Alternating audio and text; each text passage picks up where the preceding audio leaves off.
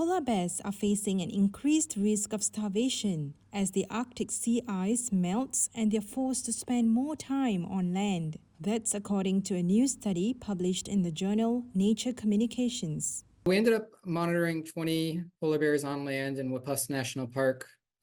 We used GPS-enabled video camera collars on each bear. We simultaneously measured their energy expenditure and measured their changes in body weight.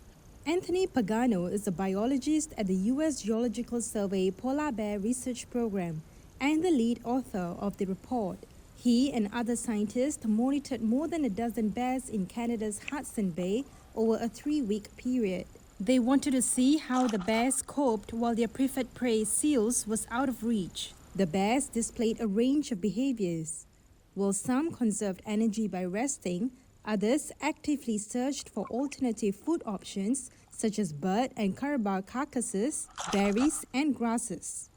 A big part of the basis for this study was, one, to evaluate what effect land-based foods might have for polar bears, whether it can increase the period that they can survive on land, but secondarily to gather the actual empirical data to better predict how long they can survive on land, given forecasted climate warming in different regions of the Arctic. The study found that nearly all the bears lost weight rapidly, on average just over 2 pounds per day.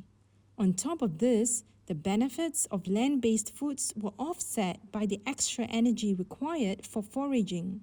Those most at risk were the young. As a result of their small size, they're not able to accumulate as much body fat as a larger bear would be able to do. Also, they're not as experienced as an adult bear would be, so they aren't as skilled at catching seals while the sea ice is present. The polar bear population in the area has already declined by an estimated 30% since 1987, according to researchers, and the outlook isn't great. Pagano says polar bears now spend about 3 weeks more on land than they did in the 1980s, and that upward trend is likely to continue.